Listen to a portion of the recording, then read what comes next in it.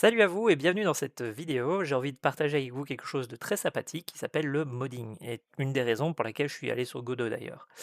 Le modding, c'est simple, c'est laisser l'utilisateur final charger du code dans votre jeu. Normalement, c'est quelque chose de pas facile à faire dans un jeu vidéo parce que ça veut dire qu'on doit convertir des A et des 0, mais en Godot, c'est extrêmement simple et donc je vais vous montrer ça. Comment on fait? Bah, l'idée ici, c'est qu'on va utiliser un petit bout de code qui s'appelle resource loader et on va les charger du Godot script. Pour pouvoir faire ça, bah, d'abord il va nous falloir une interface 2D. Donc on va aller créer une petite interface 2D, voilà. Cette interface 2D ici, je l'ai appelée démo microbit load running script, magnifique. Dedans, on va aller créer une petite zone où on va pouvoir déposer des interfaces 2D. Et dedans, il nous faudrait ce qu'on appelle un code editor, c'est-à-dire une petite zone où le gars va pouvoir déposer du code. C'est ultra pratique en Godot parce que ça veut dire que vous pouvez avoir des lignes de code, des couleurs et des choses comme ça, mais c'est pas le sujet de cette vidéo. Il nous en faudra un ici qui va être pour le développeur, c'est-à-dire le développeur va dire voici du code que tu peux exécuter et c'est à ça que ça va ressembler. Mais par contre, du coup, qui dit code de développeur dit aussi le rendre non éditable. Ici, vous voyez, j'ai poussé sur le bouton pour dire le gars ne peut pas éditer cette zone-là. Dedans, on va mettre un truc qui permet de dire bonjour, histoire de faire des tests, et on va mettre la petite fonction ready. Attention que j'ai oublié extend, on va le voir plus tard dans la vidéo, extend node, hein, qui est important en Godot. Et ce petit truc-là, ça veut dire retourne rien. Alors normalement, on n'est pas obligé de le mettre dans l'éditeur de Godot, mais quand vous faites du code chargé, c'est important de dire le retour que votre méthode aura. Ok, donc ici, on dit, bah voilà, en tant que développeur, je te laisse accès à ces méthodes-ci. On crée une deuxième case, voilà, et là, on va donner la case pour l'utilisateur. Donc on lui dit, ok, tu es du côté utilisateur, donc user code ici, pour dire, ok, bah là, c'est toi qui l'écris.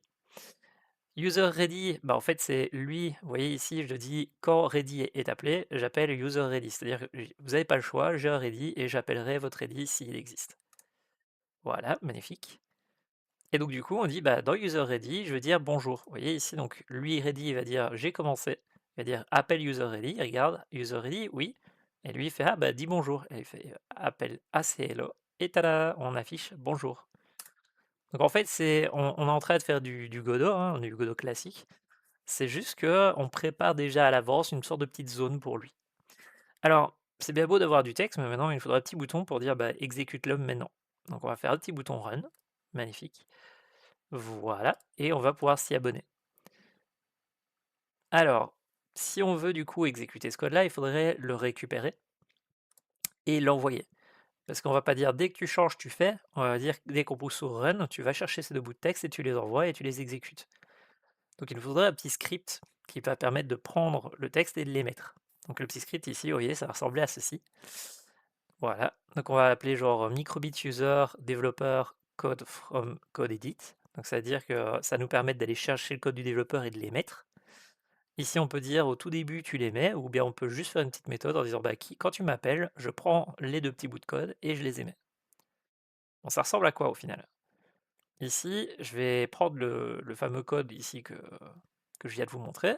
Alors, vu qu'on est en Godot, bah, les classes s'écrivent avec des majuscules et le fichier de la classe s'écrit en snake case. Voilà, magnifique. On sauvegarde et nous voilà avec un joli petit code. Donc les signaux vont dire, bah, voilà le code du développeur, voilà le code de l'utilisateur, c'est bon, tu peux exécuter ces deux codes-là. Donc du coup, on a des variables ici où on va pouvoir dire, bah, dépose-moi le code du développeur et de l'utilisateur. On a une petite variable qui laisse le designer choisir si au début il veut que ça émette un événement en mode c'est bon, le jeu vient de commencer, tu peux charger ses codes. Et alors, étant donné que bah, c'est chiant de devoir faire deux connexions ici au-dessus, on pourrait faire en sorte qu'il n'y en ait qu'une seule, et c'est ça que vous venez de voir. J'ai rajouté un push developer user pour dire bah ok, tu vas recevoir le code du développeur et le code de l'utilisateur, vas-y, exécute-moi ça. Donc on va demander de les mettre ici. Donc si quelqu'un demande d'émettre ces textes-là, on les envoie un à un, puis on les envoie par deux, et on dit c'est bon, tu peux exécuter le code. Magnifique. Donc maintenant qu'on a notre petit script ici, on va aller déposer donc développeur code, bah, la partie développeur, la partie utilisateur. On va le renommer pour qu'on s'en souvienne, développeur, user. Alors ici il n'est pas éditable, donc on va le rendre éditable. Voilà, donc lui il n'est pas éditable, lui il est éditable. Magnifique. On a notre bouton run, donc on va dire bah, si jamais quelqu'un pousse sur le bouton, voilà, tu vas appeler le code push code edit, in code edit. Voilà. Du coup, lui, il va aller appeler ça, qui va appeler les émissions. Les émissions, elles vont dire, bah c'est bon, il y a quelqu'un qui veut exécuter du code, donc il va falloir les écouter. Donc ici, vous voyez, on va devoir aller écouter ici au contrôleur, enfin aux signaux qui se trouvent de ça, mais du coup, on l'envoie à qui? Bah, il nous faut un script supplémentaire. Donc on va créer un petit node, et dans ce node-là, on va l'appeler dev-user code to node, c'est-à-dire on va prendre le code et on va le charger dans un node. Un node, c'est un élément ici dans la scène. Donc on va devoir créer le code, le fusionner, et puis l'exécuter dans un poids vide, un node. Voilà, comme ça. Donc allez, c'est parti pour créer un petit code. Alors j'ai mis des majuscules, mais je le corrige juste après. Donc microbit dev user code to run running node. Voilà. Alors il faut bien choisir un nom, hein, vous n'êtes pas obligé de prendre ce nom en particulier. Bon, je m'étais gouré, donc je renomme vite bien en snake case.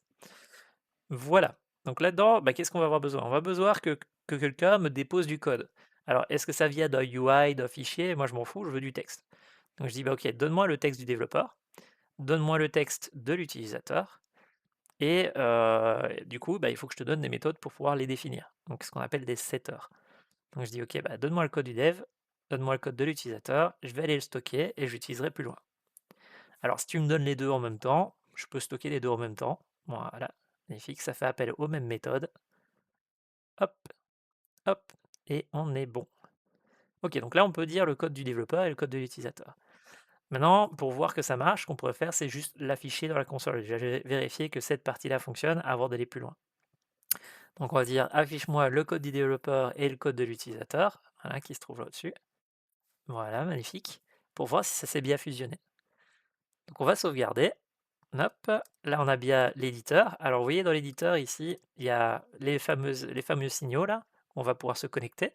Alors celui-là, c'en est qu'un seul, donc vous allez voir, il me manque une méthode. Tu vois ici, on peut faire set. On va viser vers le bon déjà. Alors j'avais pas mis le bon code, c'est pour ça que je m'étais gouré.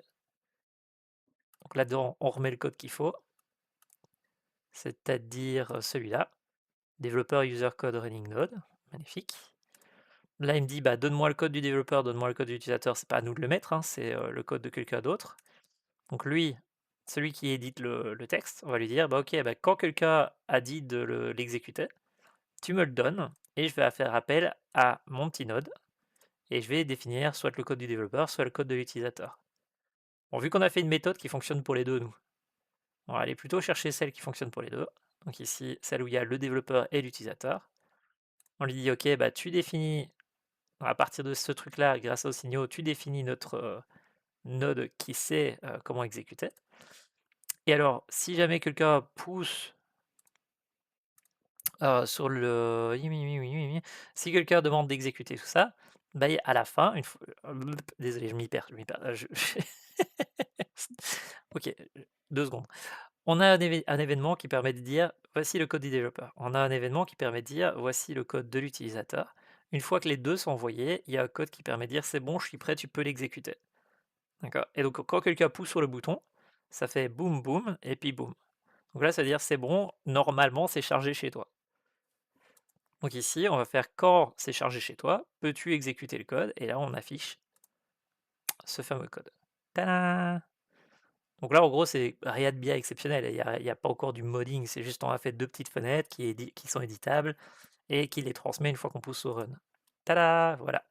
Oui, maintenant j'ai poussé ce run. On a bien le code ici. Alors, le problème, c'est que vous voyez, c'est pas très élégant parce qu'il n'y a pas de séparation entre les deux. Donc, je vous propose de rajouter une petite variable ici, code between. Et dans cette petite variable ici, on va rajouter juste un petit bout de texte qui permet de séparer les deux. Là, c'est du développeur, là, c'est de l'utilisateur. Magnifique. Pam, pam, pam, on met des retours à la ligne et on est bon.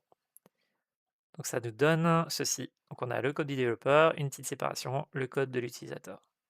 Bon, maintenant qu'on a ce code-là, il va falloir l'exécuter. Donc on va faire une petite fonction, try to execute code, magnifique, qui veut dire va essayer d'exécuter ce code-là.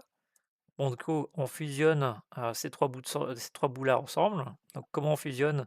On fait point join, et là on lui donne un tableau de texte, c'est-à-dire un tableau avec les trois valeurs là-bas. Donc il y a développeur, code between et user. Magnifique. Maintenant qu'on a joué le texte en A, bah, on a besoin de l'exécuter. Sauf que pour charger du code, vous pouvez pas le charger comme ça, il faut le charger depuis un fichier. C'est juste Godot qui a pas prévu, enfin qui a pas encore une fonction qui permet de charger en live, il faut la charger depuis un fichier. Il y a peut-être des raisons derrière ça, mais je le connais pas. Donc bah du coup, chargeons depuis un fichier. Donc on a fileaccess.open qui veut dire vas-y, fais quelque chose sur les fichiers. Donc ça ouvre l'édition du fichier. En mode write, c'est-à-dire qu'on veut écrire. On lui donne le chemin où on veut stocker ça. Hop, hop, hop. Du coup, ça veut dire qu'on va devoir avoir un chemin. Voilà. Donc du coup, ce chemin-là, ici, vous voyez, on utilise user //. Alors user //, ça veut dire va dans le dossier où j'ai tous les droits d'écriture. C'est-à-dire que normalement, vous ne pouvez pas écrire sur l'ordinateur ou sur un Android, vous ne pouvez pas écrire dans les fichiers les dossiers. Donc c'est-à-dire que quand vous faites un jeu vidéo, l'OS va vous réserver un dossier où vous avez tous les droits. Et donc user c'est-à-dire donne-moi le dossier où j'ai tous les droits. Voilà. Donc on va dire, bah, là il y aura un petit nom de fichier à donner. Donc on va aller créer une petite variable pour le designer. Voilà, magnifique. Script name to generate to be loaded. Donc ça c'est juste pour donner un nom de fichier temporaire qui correspondra ici, je sais pas moi, dev user code, c'est le nom qu'on va lui donner. Donc ça va nous permettre de créer un fichier dans un dossier temporaire et puis de le charger. Donc ici on dit file access open écrit. Et alors dans file.storeString, on va aller stocker le code que l'utilisateur m'a donné. Donc ici, je suis juste allé voir un truc. En gros, ce qui se passe, c'est user //, ça veut dire l'endroit où je dois stocker, mais j'aimerais bien vérifier où est-ce que c'est stocké. Et alors pour pouvoir faire ça, il y a une petite méthode qui s'appelle projectSetting.globalizePath, qui veut dire donne-moi le chemin d'accès global de cette ressource. Donc ça va nous permettre de voir où est-ce qu'il est stocké réellement ce fichier. Vous voyez? Ok, magnifique.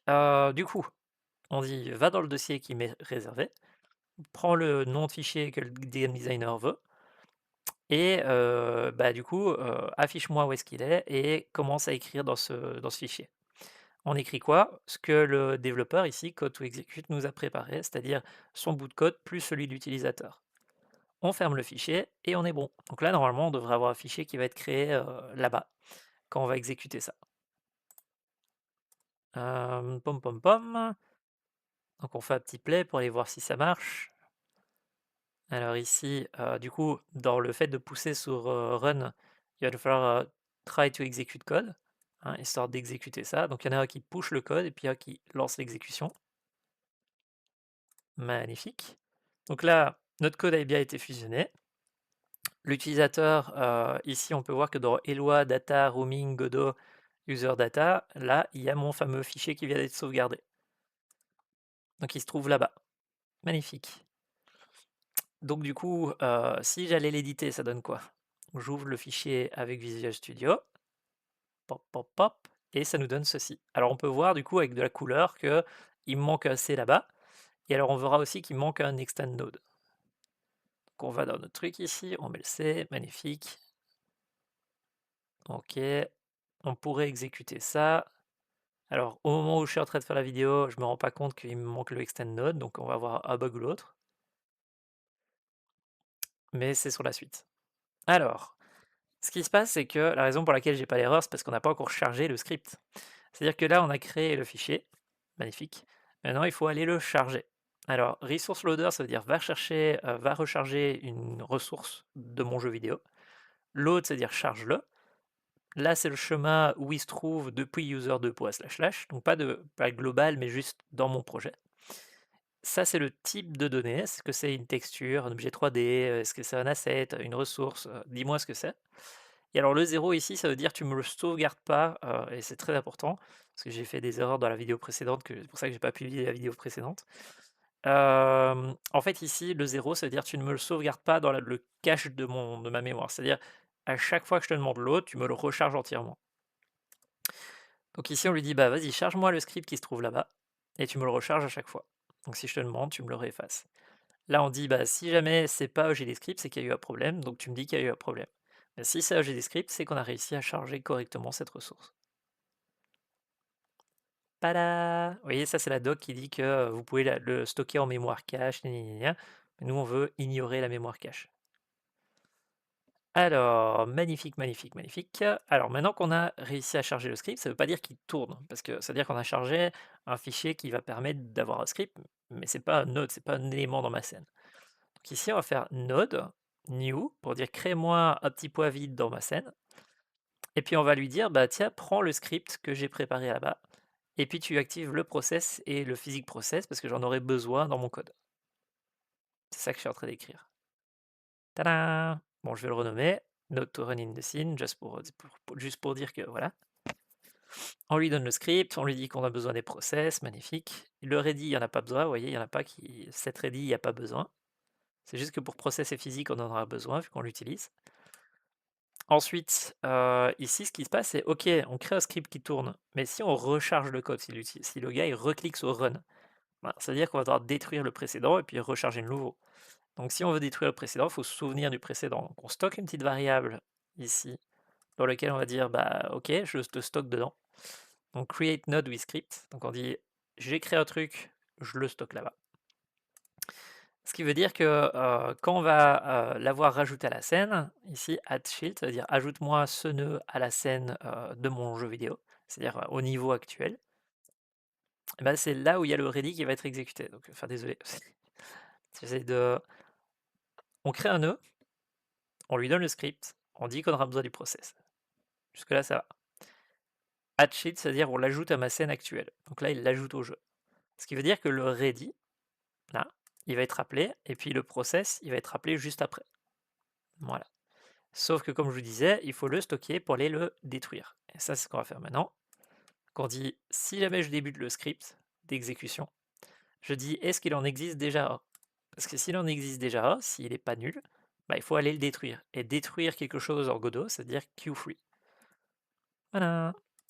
Donc Q-free, il dit c'est bon, détruis-moi la valeur précédente, et puis tu mets la variable à nul pour dire c'est bon, on a tout fait, on a réinitialisé. Tada! Bon là je les déplace un peu histoire que ce soit un peu plus propre. Magnifique. Et là normalement ça devrait marcher. Alors juste pour le fun, je mets for debug en tant que groupe, juste pour que ce soit un peu plus lisible de l'autre côté. Voilà.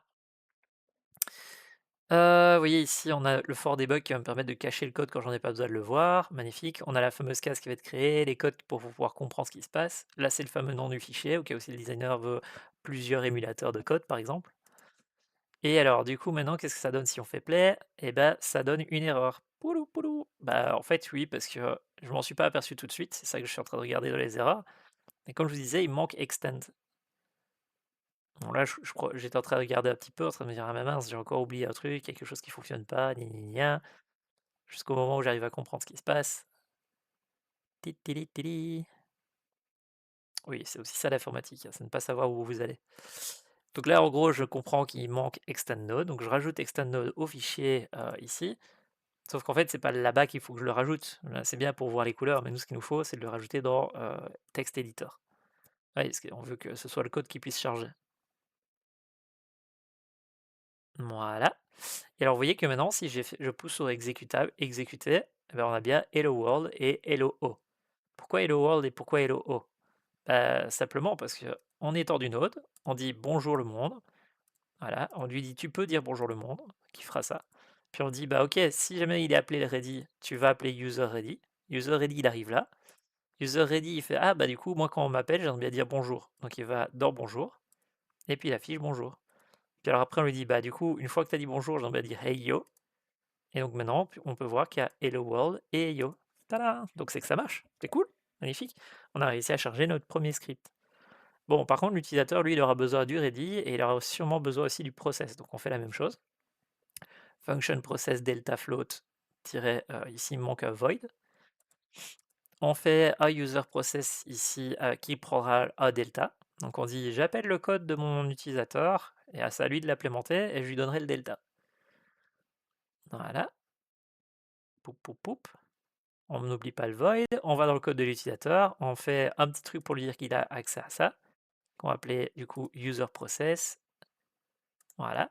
Du coup, pour montrer que ça marche, je vous propose de mettre delta, puis 2 points, et puis de mettre le delta, c'est-à-dire le temps qui est passé entre les dessins, entre les frames, entre chaque image, chaque FPS. Voilà.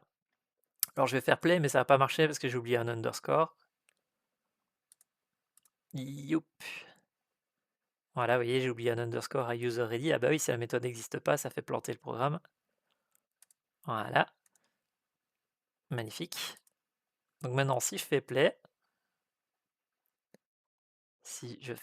alors il y avait ça qui s'ouvrait en permanence parce que j'avais pas sauvegardé le fichier. Je me suis dit, c'est bon, je vais lui donner un nom aléatoire. Voilà, random, pouf. On fait play et tada! Vous voyez, maintenant on a un code que l'utilisateur peut éditer. On a un code que l'utilisateur ne peut pas éditer. Et ici, bah, quand il pousse sur Run, ça recharge le code. Du coup, bah, vu qu'il y a un process, bah, ça s'affiche ici. Qu'on peut faire hey yo, vous voyez, ça s'écrit bien. Donc si jamais on n'a pas besoin de process, on peut juste écrire pass, voilà, pour dire ne fais rien. Et donc maintenant, si je fais play, hop là, vous avez réussi à créer votre premier mode. C'est pas beau? Et donc voilà, maintenant, bah, on a un éditeur de texte. On a, si vous rajoutez une caméra et notre objet 3D ici, notre magnifique truc avec les boutons et les LED, et ben, il va falloir réussir à trouver maintenant comment on fait pour raccorder le code ici qui est chargé et l'objet 3D qui est ici. Et puis on va pouvoir commencer à faire du modding. Mais ça, c'est le sujet d'une autre vidéo. En espérant que vous ayez appris des trucs. À la prochaine. Ciao ciao.